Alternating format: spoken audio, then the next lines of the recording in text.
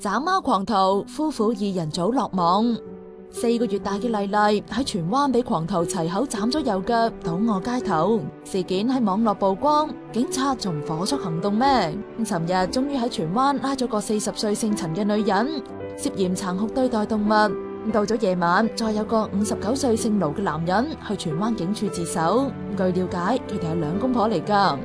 至於麗麗，依家喺非牟利獸醫服務協會留醫，仲未脫離危險期，嚴重脫水同營養不良，仲要吊鹽水啊！